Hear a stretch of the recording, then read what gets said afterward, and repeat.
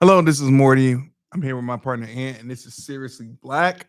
And how you doing, brother? I'm good. I'm good. Good to be back. Yep. Yeah, it's been a crazy week in regards to the Harry Potter world. I'm gonna get started with some of this weekly profit information. Cool. So basically, I don't know if you had seen it, but Harry Potter alum, the Harry Potter, from an acting perspective, Daniel Radcliffe, ended up writing a letter, a personal letter to Dominic, the new Harry Potter this time around. Um, he actually got on Good Morning America to speak upon that. Um, he said that he wrote Dominic a letter, had a surprise with a letter. Dominic wrote him a sweet note back. And his quote was, "I don't want to be a specter in the life of these children, but I just wanted to write him to say, I hope you have the best time and even a better time than I did. I had a great time, but I hope you have an even better time." I just see these pictures of him and the other kids, and I just want to hug them. They seem so young. I do look at them and say, "Oh, it's crazy that I was doing that at that age," but it's also incredibly sweet, and I hope they're having a great time. So I got a couple of thoughts about on this one. Okay. Couple things. Okay, why talk about it? If you wanted it to be just a soft, gentle touch, why get on TV and talk about that? You know, I think they're probably pushing a lot of this Potter stuff. Um, you think it's for some they cut the check for him to say that, or no, I just think that some like the Potter's back in the cycle, so they're oh Cody Dano be so nice if you share with us and all. What he should have told Dominic is stay off the bottle. Like give me some advice. Give me some yeah, real advice. You had some trauma going staying through. away from them Jones Yeah, and the bottle, brother. you had some stuff going on when you was doing this. Mhm. Let me know something. Stay Yeah, off the bottle, brother. That's what it should have been in that letter. Don't open this letter until you about 20 more. 5 years in. But when you open it, you're gonna know what I'm talking about. Hmm. That's Yeah, what he should have told him. yeah. Miss me with all the soft fuzzy feelings. He about this kid about to come up. Yeah, his whole life is about to change dramatically. If it hasn't Yeah. already changed, it's about to go to, a whole nother I level. guess is that a cultural thing? Like, you get the OG. The OG try and impart some wisdom. Hey, Well, listen, wait, listen. but my thing is, my OG ain't write me no letter. No, but he let you know. He gave you some He'll be like, info. "Hey, He gave come you, here, hey, youngin, let me holler at you. Listen, don't do have a this. Do seat." this. Stay with the girls who like you, not the girls you like. You know what I'm Uh-huh. saying? Like Uh-huh. he give you some real life, real Hmm. knowledge. This was like it's not. I don't want to say it's PR. I'm sure Daniel has some genuine things he'd like to impart on Dominic, but Hmm. I don't know if anything was really real in this letter. Yeah. Yeah. I mean, you can tell he kind of glazed on certain things. And you could tell that um and I don't know, it kind of seems like with not just him, just a couple of them, obviously grew up, you want to move on from certain type of things and get looked in a different light. But it seems like despite the immense success and the financial benefits of it, it seems like a lot of people when they look back at it weren't too happy with their experience or not fully happy or it seemed like I'm sure I they don't were know happy with the listen. They ain't been working, so they happy enough. that I don't see Ron. They work when they want to. You know what I'm saying? They don't they I ain't seen Daniel Radcliffe in much of anything. You know what I'm saying? They doing good, real Mhm. good. They ain't even behind the camera. It's not even like, oh, Yeah. my time to Hermione, review. I mean, Emma's the one that works the most. I saw Daniel do a play in Broadway, I think like 5 years ago, Yeah, they don't and that was about it. ain't complaining too much. That work working. So I ain't listen, and I get Mhm. it. Yeah. If I ain't had Yeah. to meet this mule, brother, in this field every day, I wouldn't. Yeah. Uh, So I ain't knocking the hustle. I I ain't think gonna it's just complain about the bread either on the back well, end. I think that it's more about the idea that this was such a phenomenon, and that you're gonna go through some experience with it. I mean, we've seen it more frequently since then. Game of Thrones and Breaking Bad and other um media type stuff where it's just really big and it's almost so big that you just can't have a normal life, and that's part of the that's why they signed up for it on some level. Daniel Radcliffe or his parents didn't say, "Hey, I want to be Harry Potter." I mean, did you see Daniel Radcliffe's audition? He was great. He He's the one. he wanted to be Harry Potter. So this it all comes with it. You know Yeah. what I'm saying? And Yeah. he had to work in years. Mm-hmm. He did that infinite money spell, and he's good. Gringotts account on full. Never missed a meal. um. So yeah. So the new Harry Potter theme park land has been announced. It will actually be in Legoland in Germany, which is a switch up from the Universal Parks and obviously in Orlando and things of that nature. This is a Mhm. completely outside the spectrum. So this is something new. No details about the land's potential rides or attractions have been announced yet, nor any concept in regards to the harder details from it. But the location has been selected. The scale is anticipated to be bigger than ever. The announcement is a part of they basically Legoland Resorts have made a big investment into making this space a world class destination. Um, Thoughts about this? It, is the American flying to Germany for this? Is this a strong enough pull? No.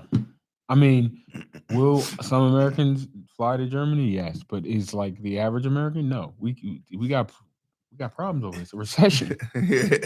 I know it might not be, but it's No. always a recession. Yeah. But this is not.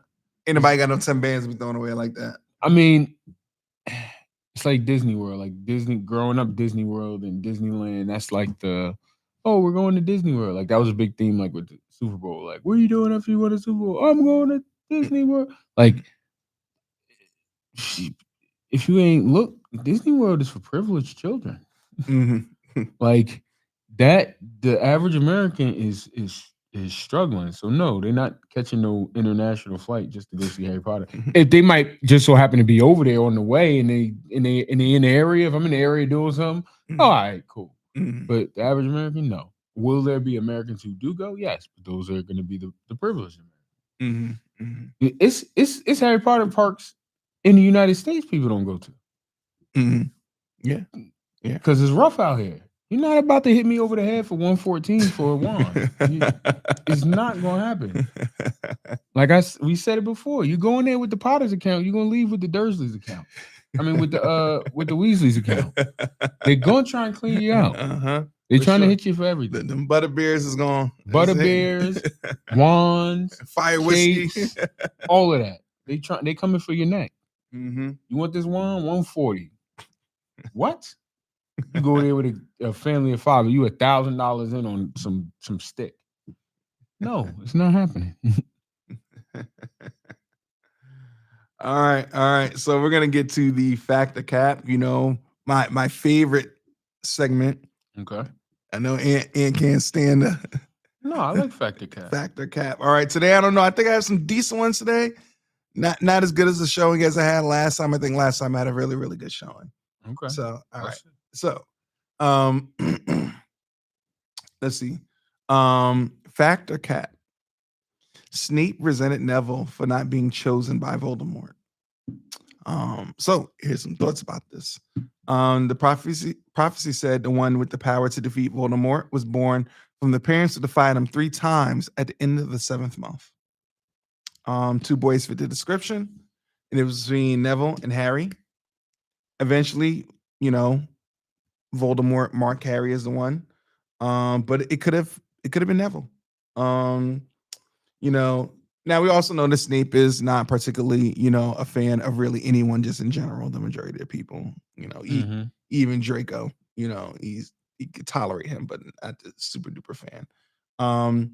However, Neville, shy guy, fearsome attitude, shouldn't have reminded, of past bullies. So why was Snape so cruel towards Neville just in general? Many believe that it was the decision that Voldemort made has pushed him completely over the top with Neville and his, for lack of better terms, the abuse of Neville. and tied into the guilt of Lily's death. Um, Neville's existence is also a painful reminder that all things could have been different, and as a result, we have some trauma here. Fact or cap? Um, I'm gonna say Cap. I'm gonna say Cap because one, that don't got nothing to do with Neville. Uh, Snape should be upset with anybody. It's Tom Riddle for choosing. I mean, so let's go into a little bit about this conversation. When you get to see this conversation between Snape and Dumbledore, Snape is distraught. He's telling Dumbledore Snape. This is the what converts Snape back to the light. And Snape tells Dumbledore that Voldemort thinks that it means Lily Potter's son, Mm-hmm. and Snape know what that means. And I don't know that Snape is like Snape was he got the little bit of information. He didn't get all the information from the prophecy, but he got the little bit of information from the prophecy. He ran and told Dumbledore because that was what Snape was at that time. Once he realized that it threatened Lily and her son, he was like, "All right, I got to stop this." Right? Mm-hmm. I think that Snape is fully on the good side. It's just there's no win for Snape. His win was Lily Evans, and that's no longer a possibility. So for Snape, it was Neville's not wrapped up in that turmoil. I think why Snape gives Neville a little bit of extra oomph in the way he treats Neville is because Snape was bullied when he was at school. Mm-hmm. So it's a little bit of a that's why he's kind of like that to all the students. He's kind of like not menacing, but he's kind of like stern and he never crosses a fun line with the students. He never tries really to relate with them or anything like that. Because for Snape, he was bullied at school. His memories of being a student at Hogwarts are full of certain levels of emotional trauma. And what the result of his emotional trauma turned him to a very dark path, and that very dark path ultimately got the love of his life knocked off. So for Snape, his what else is he supposed to be?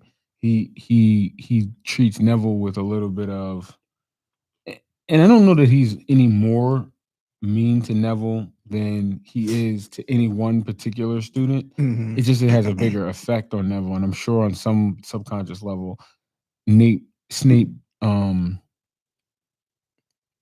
like he takes that in. That is that. Oh, I always got this kid on tenterhooks, and Snape was probably the one on ten. Not that Snape wasn't throwing his blows back while they was in school, but he Mm-hmm. was definitely getting like they was definitely picking on him. Yeah, When Snape when they were going James out their way. flips him upside down and takes his drawers off, and that's some bully. That's some bully. Like Yeah, that's a, a bully's thing to do. So yeah. I think Snape revels a little bit in the fact that he's never going to be the bullied again at school, and Mm-hmm. that's part of why he kind of takes that line with most of the students. Interesting, interesting. Yeah, let me ask you this question, not tied into the fact of cap, but just in general. Mm-hmm. We know based on the books and things of that nature, it seemed like no, it was that often Snape was being jumped.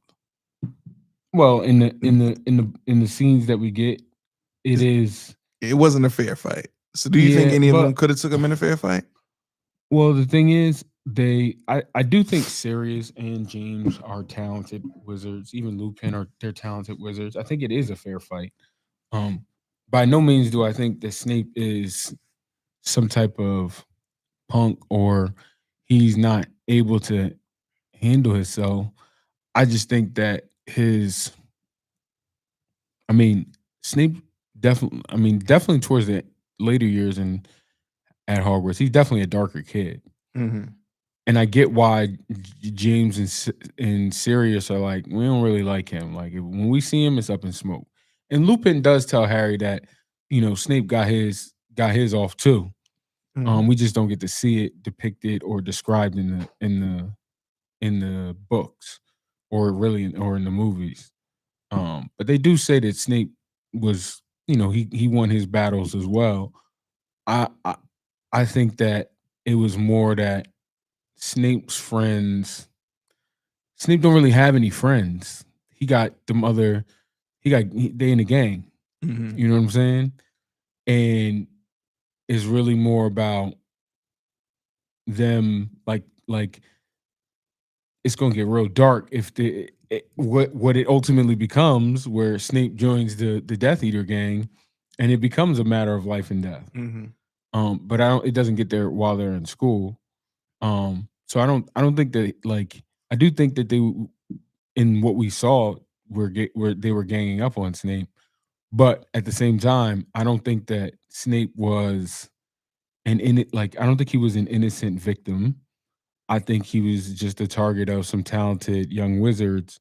And he embraced his him being the target. Like Mhm. he embraced being, a darker kid, Mhm. and threw his punches just as often as James and Sirius and the Marauders threw theirs. Mhm. Mhm. All right. Cool. Cool. Cool. Cool. Cool. My mind is racing all over the place. I was about to ask a silly question about Snape. Matter of fact, I'll ask this one. Mm-hmm. In today's world, if there's a Snape Mm-hmm. and he's going from class to class and he's got his iPhone out, he got the music in. What is a song that you would think that would be in Snape's playlist? The song, You give me any song you think would be on his playlist. I don't know the name of the song, but it goes, "We're not gonna take it." I don't know the name of that song, but that's what's playing on his AirPods Max. I was gonna say some Nirvana, some metal, something like Nah, a goth like brewery. Snape is not having his music. His playlist is dark, especially while he at school. It's definitely dark, especially once James and Lily get together. Mm-hmm. Oh He was man, gonna do it. he got some. He got some. He got some. Got some Jones on him. When James and Lily get together and they go public, she hit him with a little soft release. I'm telling you, They put the pink cover in the face, but Snape had Murder it's on My James. Mind playing. That's what was going on. A word? I got something for him. Oh my god! Oh my god! That is hilarious. Um. All right. The last one. Felix Felicis Mm-hmm. is not a potion. It is a drug. Factor cap. Strange concept when you think about it, right? Um, that you know, the descriptions will say that, based on the books, for example, with Ron, um, the simple thought of him having it, made him feel more lucky, or did it make him feel more confident? Um, it's just like magic. Luck is also a real phenomenon, right? Um, this scene in particular has led to the fandom of the Felix, um, excitement. Um, but it's still possible that Felix has the effect of what Muggles, call drugs. It's supposed to provoke a great confidence, and if the wizard consumes it or too much of it, they might become reckless, giddy, or even a tad bit, poison or irregular with their activities. Um, One could argue that instead of it being like a potion that could sway luck to your advantage, it could be a stimulant. And the luck just might be a byproduct of the person being more confident in making the appropriate decisions at the appropriate time. What do you think?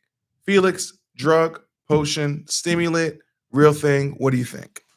The problem with a lot of these is that you got to clearly define what is what. Like, okay, you could call it a drug, but I mean, then wouldn't that make all potions a drug on some level? Like, it's a some by through some chemical process that has some desired effect.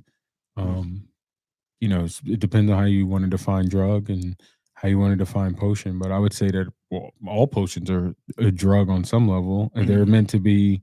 I mean, they're not all meant to be consumed. They all have some other there are potions that are not to be consumed, but that's what the idea of making a potion is to use it. Um and I would say most potions are gonna be consumed, but like there might be a potion that you just pour on your arm or whatever. But there's I would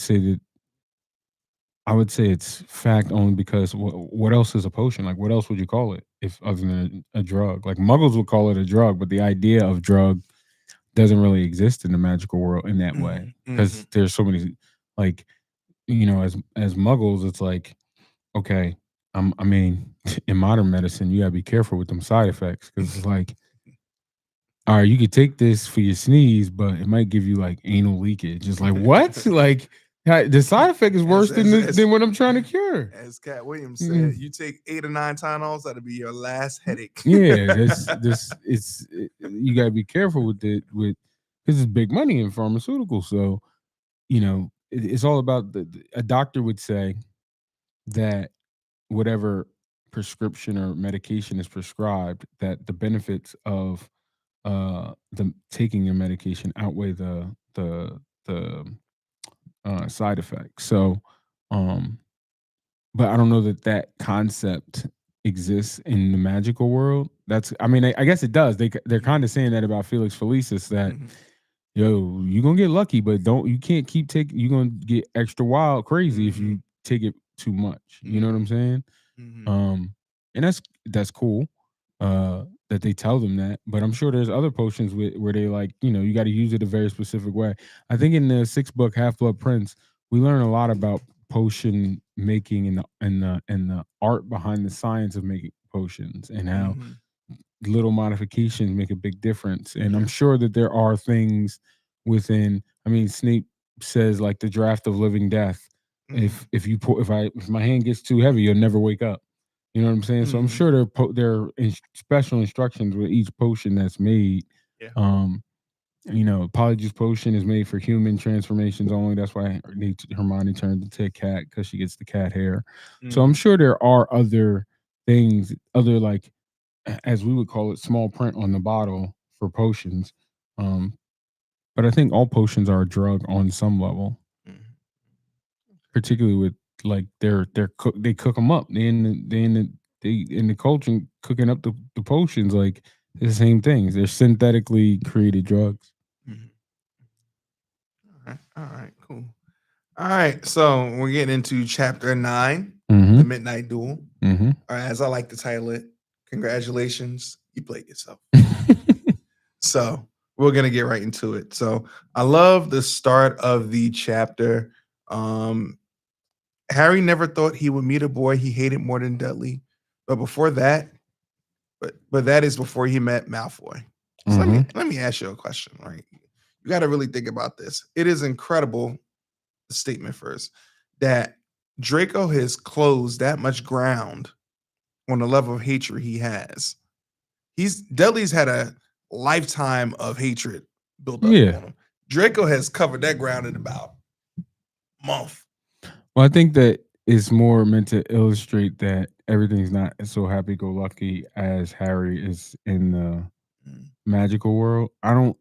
I think if you were like hold Harry's feet to the fire and ask him like who would you rather be around, I think Dudley. See, Dudley has institutional power. Dudley's parents are behind the bullying Uh-huh. of Harry while he's at Privet Drive. Yeah. I think if you ask Harry to hold $1 to a donut, he would say Dudley's worse by Yeah. far. Mm. I think the way that this is written is meant to illustrate that now that Harry's away from Dudley, and he's amongst his peers as wizards and life is good, that it's not all daisies and flowers. Yeah. And is I think that's what more what the sentiment that's trying to be portrayed in that statement is that Harry, although he's the boy who lived and everybody likes him, like it's not all peaches and cream. Mm-hmm. And that's the whole idea of Drake. That's what Draco represents. Because otherwise, like who's not gonna like Harry? Either you like him or you don't really care all that much, right? Mm-hmm. So the idea is that there's some he got some frenemies out there. Mm-hmm. and that's what that's supposed to can portray. Let me ask you this question: Are Draco and Harry more alike than they want to admit? More alike than they want to admit, probably than they want to admit, but they're not that alike. Draco definitely comes from a certain level of privilege Mhm, that is completely absent from Harry. I mhm, think I think Harry could have been very much like Draco had he mhm. grown up with Yeah. Lily and and James, but Mhm. I think that I also think that there's a little bit of envy from on Draco's side that Yeah. Harry's so well liked. Yeah. Um Mhm. and not just well liked as Harry Potter the boy who lived, but genuinely liked as Harry Potter, like the kid who goes to Hogwarts and is the first year Gryffindor. Yeah. I think that because Harry kind of tells Draco like, I'm good off you very early on. And Draco coming from a certain level of privilege and a certain level of getting the things he wants, I'm sure Draco would have liked to have collected Harry as a friend on some level. Yeah. And the Mhm. fact that Harry was like, nah, I'm good. Mhm. It again,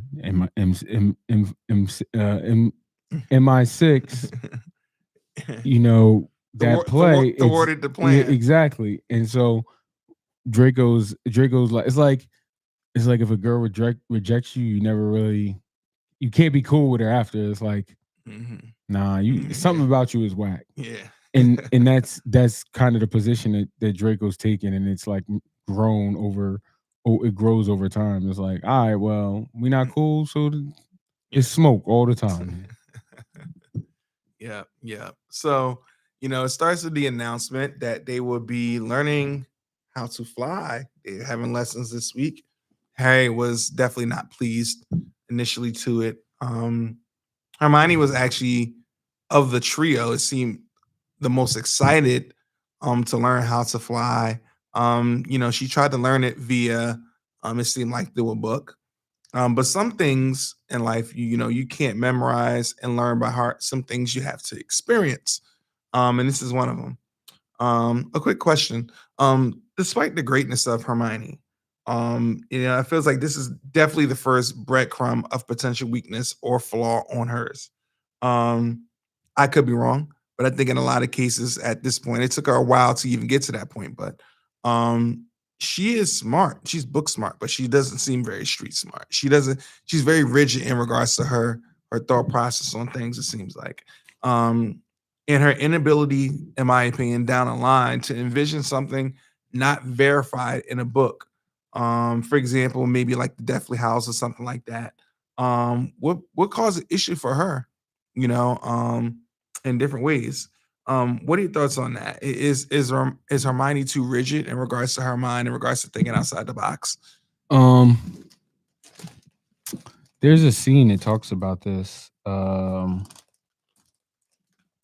Where she said, I think it's in the movie. I'm not sure if it's in the book. I know that the response is in the book, but they represented in the movie where in Deathly Hollows where Harry and Hermione are in the tent and she's realizing that the sword of Godric Gryffindor is imbibed with basilic venom and therefore can destroy Horcruxes. Hmm. And Harry says, "Hermione, you're brilliant," and she's like, "I'm not. It's just that I can pay extreme attention to small details, and that makes me able to figure things out that other people can't," which is to a certain degree true. Do I think Hmm. Hermione is street smart? I do think Hermione is street smart. Um, I think Hermione is just one of these smart people. She's emotionally intelligent. I'm gonna tell you why I think she's street smart. I'm gonna give you direct examples. Okay. When everything jumps off at the wedding in the book in the Deathly Hallows, when everything jumps off at the Bill and Flora's wedding, she grabs Ron and Harry and they apparate to Tottenham Court Road, which is in the Muggle world, right?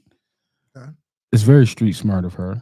Um, and there's other examples of things that she does that is street smart, not just book smart. I think her street smarts though come from Ron and Harry.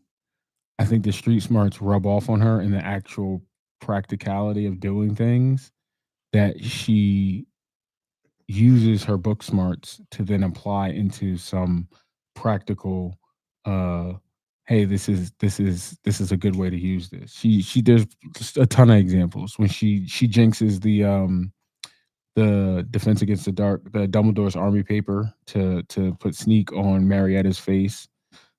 She's all that in a bag of chips. Hermione is. Mm-hmm. What she struggles with, though, is when the answer is kind of something you need to synthesize. Mm-hmm. When the answer is not like in black and white, is something that Hermione struggles with it because the foundation of who she is academically is there's always an answer. Mm-hmm. So when the answer isn't something clear or something you have to discern or kind of use your own judgment, Hermione's natural instinct isn't immediately to trust herself.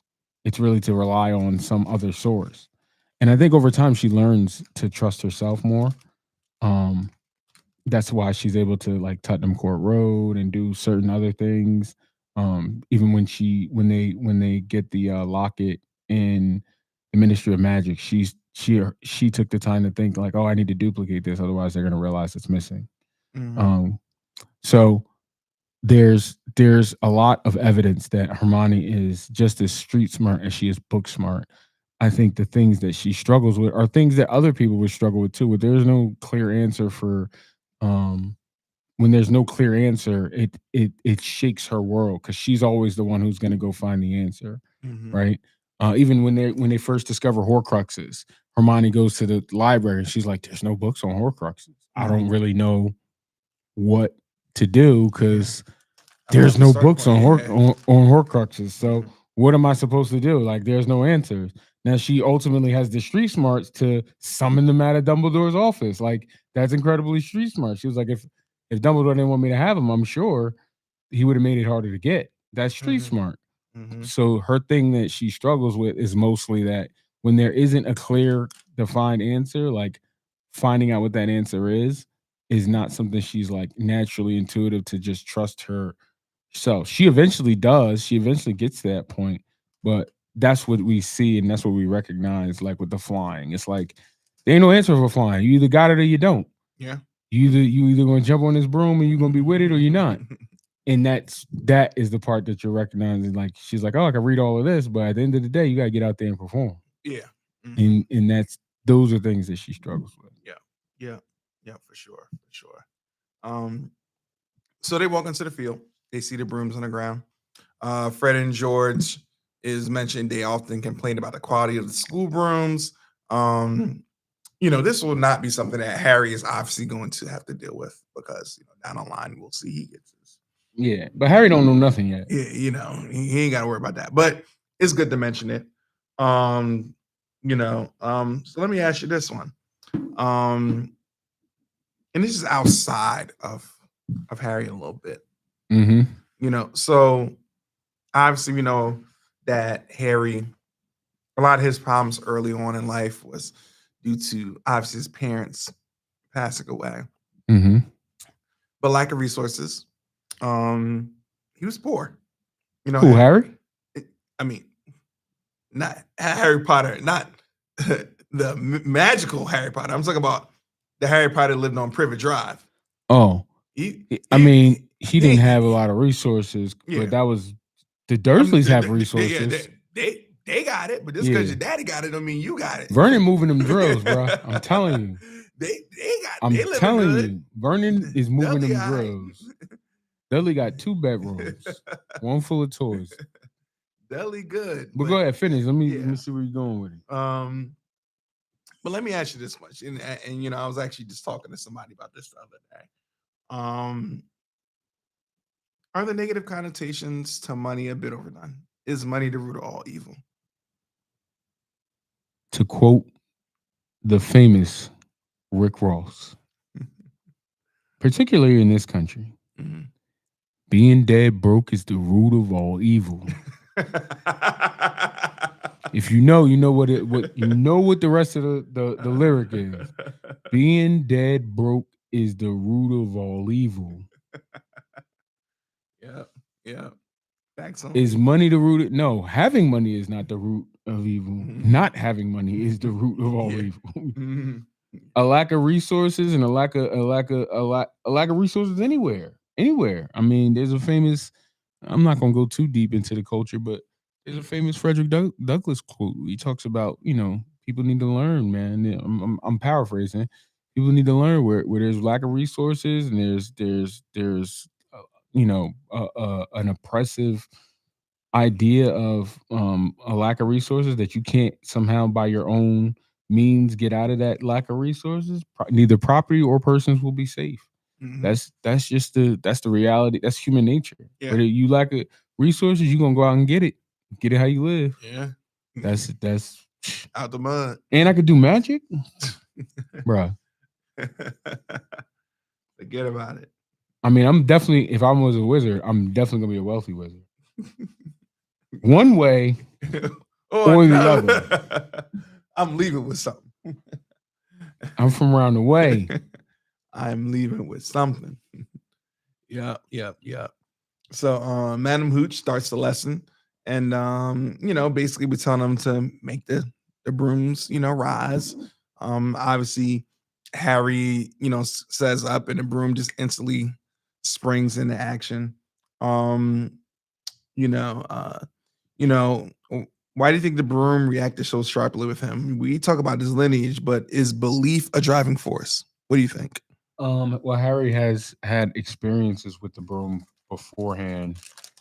It's mentioned in the Deathly Hallows that he got a little broom and he was flying around. And I think part of um, flying just in general is um,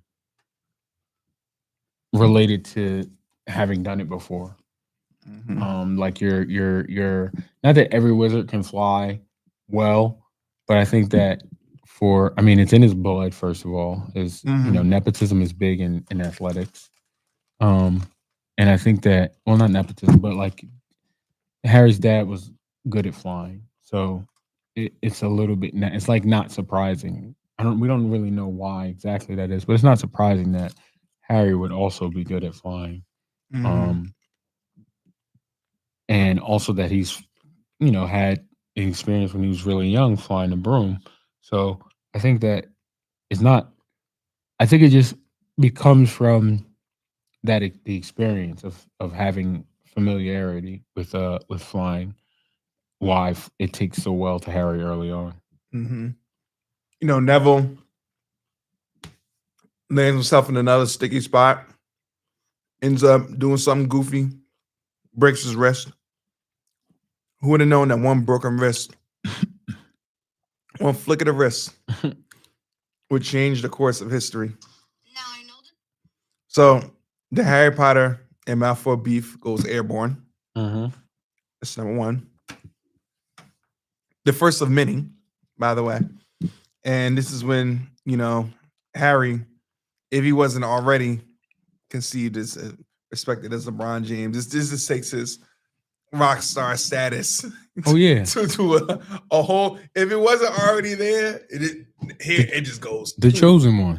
It goes through the roof, Yeah. all because of Neville's raggedy wrist. Harry. We find out Harry got skills on the broomstick.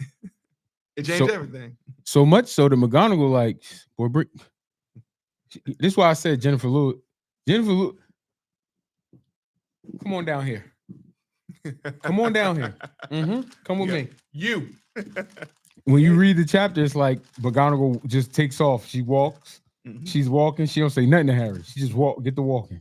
Let's go. Harry like, oh, they about to throw me out. I It's only made over. it 2 weeks. She get to the door. I need to borrow wood. He like, oh, she about to beat me. And then Oliver come out and McGonagall let him know, I got your secret, dog. I'm sick of Severus in this cup.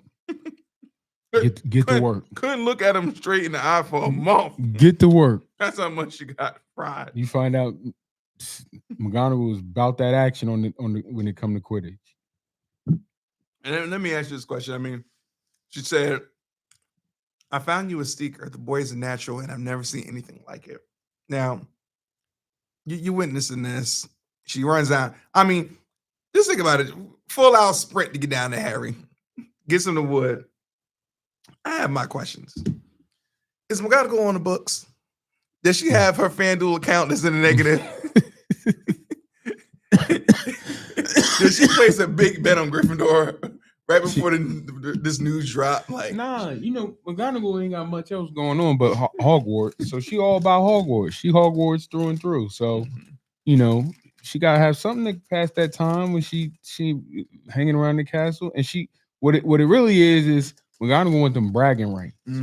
First of all, McGonagall ain't no slouch. She gonna talk that talk. I know she in the teachers' lounge letting them have it because nobody's coming at McGonagall crazy. One, she a little bit older. She the older auntie in the building. So you're not coming at McGonagall crazy. But also, McGonagall put in that work on you. Like you not she not with it.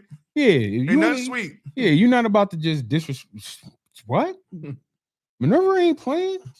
She hit you in the back of the head with a ruler. You ain't nothing you can do about it. You just gotta take it. You just gotta go ahead on and slouch away because you're not magically whooping her. Like she not to be played with. So she want all the bragging rights. That's what that's about. She like, look, Quidditch. I don't play about my Quidditch. I play about a lot of things, but one thing she don't play about is that Quidditch. She want to be in that teacher's lounge talking big. Hey Severus, did you see when Potter snatched that snitch in front of Malfoy? She want to talk nasty. That's what that is. She want to talk nasty to all the other teachers about her Quidditch team. That's for sure. That's for sure. So it was announced that Harry was actually the first in a century, youngest Quidditch player in a century. The first year. Yeah, in a century. We also find out that the twins are beaters on the team. And then we have an interesting passage, a nice little breadcrumb that was laid by, JK. I don't know if you remember this one. I'll read it. I can tell you we're going to the Quidditch Cup for sure this year, said Fred. We haven't won since Charlie left. But this year is going to be a bit brilliant. You must be good, Harry. Wood was almost skipping when he told us. Anyway, we have to go. Lee Jordan reckons we found a new secret passageway out of the school. Bet it's that one behind the statue of Gregory the Sarmi that we found in the first week. See you. So this is like the first little glimpse of like they're finding these little passages, maybe the map is involved in this, and Lee Jordan is good friends with George and Fred. So they know that Fred and George are probably the most skilled off out of bounds grounds students at Hogwarts, and we find out why later. But these are my favorite parts of the books, the normal everyday life at Hogwarts. Like, Quidditch World Cup. I mean Quidditch the House Cup, and the point system and just everyday normal stuff that's going on at Hogwarts. This was like grew like this is the first book, but this is what I would like about the series as I'm reading is like just the normal everyday stuff. Like not when there's something going on or anything like that. Like they just going to class, living life, being young and innocent and learning things. These were my favorite parts. So there's not as much Quidditch in the story as you think there will be. Yeah. When you initially hear about it, and also learn how important it is, and how good at it Harry is and stuff. But it's definitely part of the charm of being a student at Hogwarts. Harry actually has quite the punchline when he sees Malfoy. Malfoy thinks he's on the way back to the Hogwarts Express when he finds out that Harry's going to be on the team. So when Malfoy walks down the line, Harry hits him with this bar. You're a lot braver now that you're on the ground and you have your little friends with you. Oh yeah. Now you sticking your chest out a little bit more now that you got these big behemoths next to you. Well, Malfoy, we already know what Malfoy is. Malfoy, he don't really want the smoke. Yeah. He's just making it look good. He's just playing the part.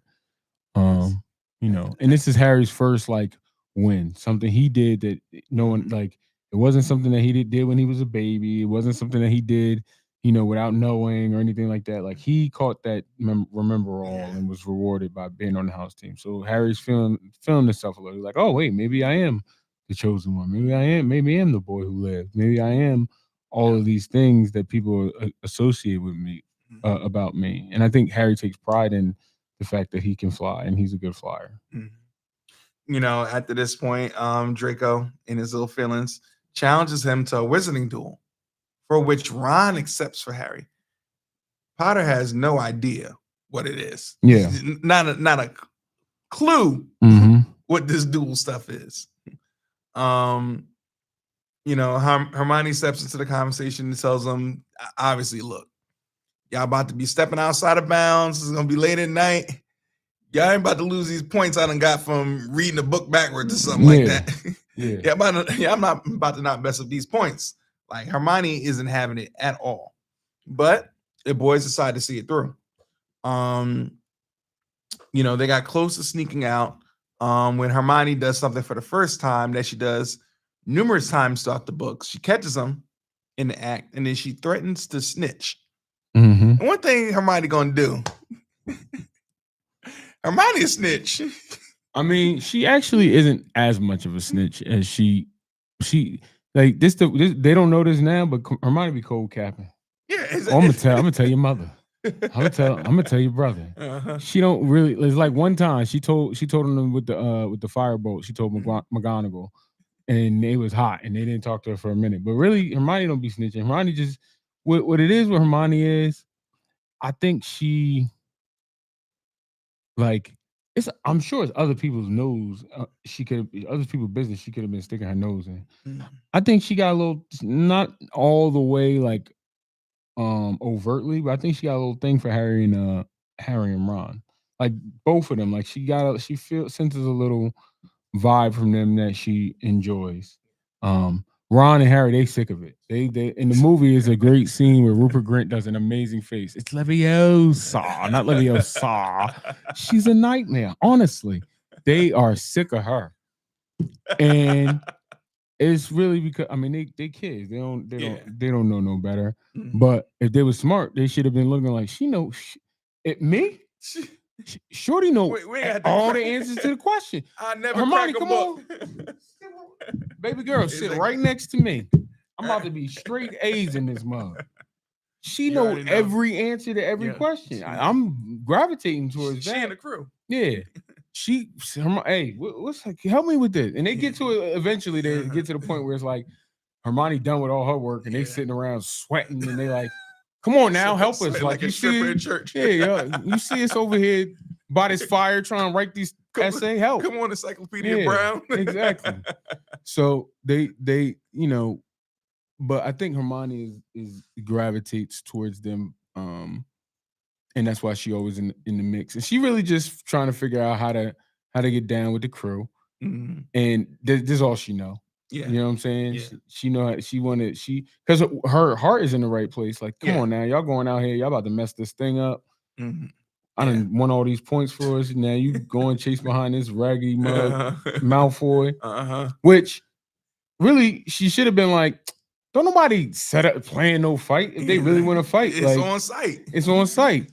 Like, what you talking about? You want me meet me in 8 hours so we can fight? Like, I guess that was a thing at one point. Like, meet me after school, we gonna fight. Nah, not today. It's the new age.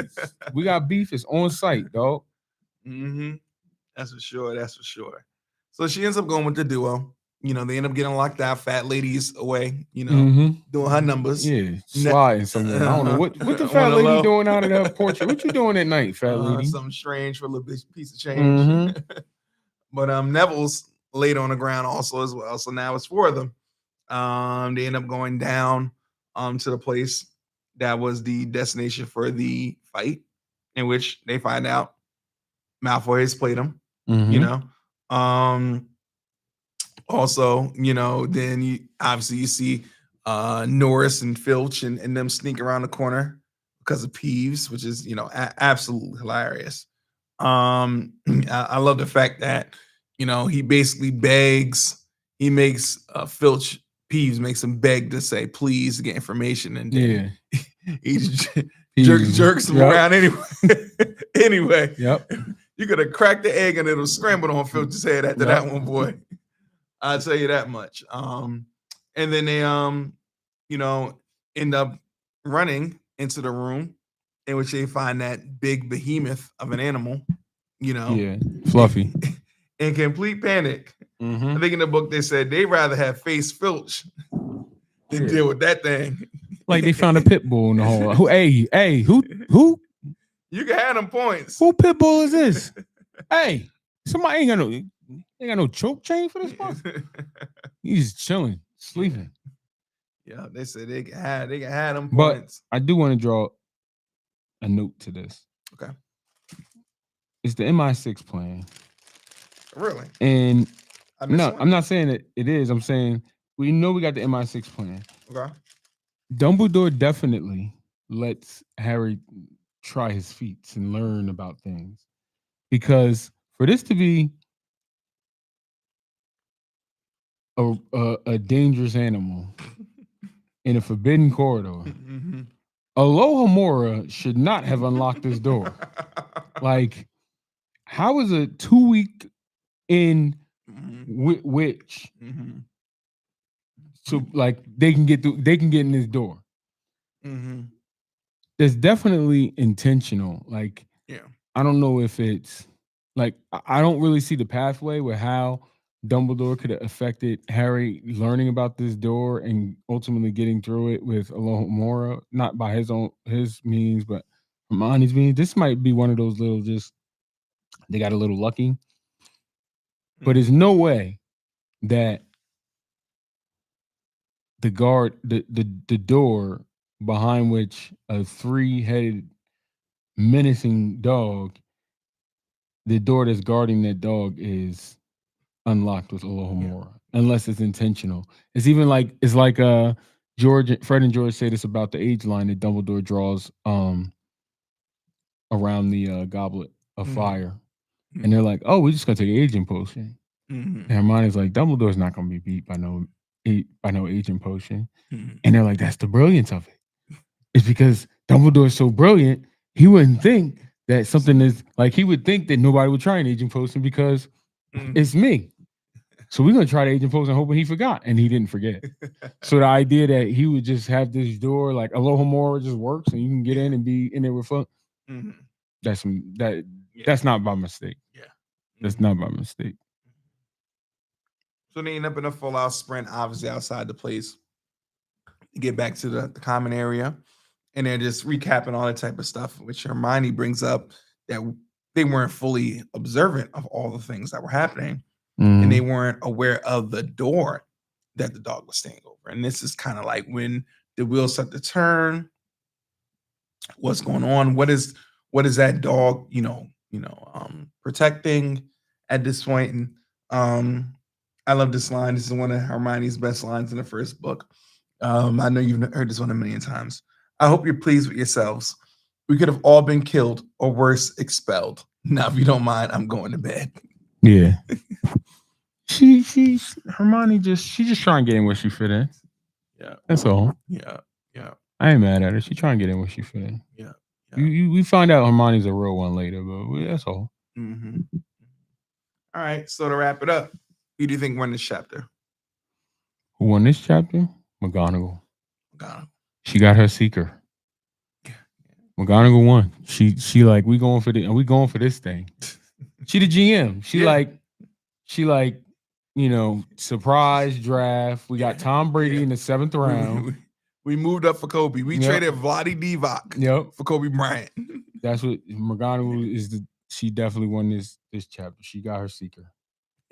Yeah, I agree. I think McGonagall definitely reigns supreme this chapter. It's one thing to be the right place at the right time, but it's what you do when you're there. And she made all the right decisions, and that completely changed the landscape of Quidditch for the Gryffindor collective for the next pretty much decade, which is crazy. So that's awesome.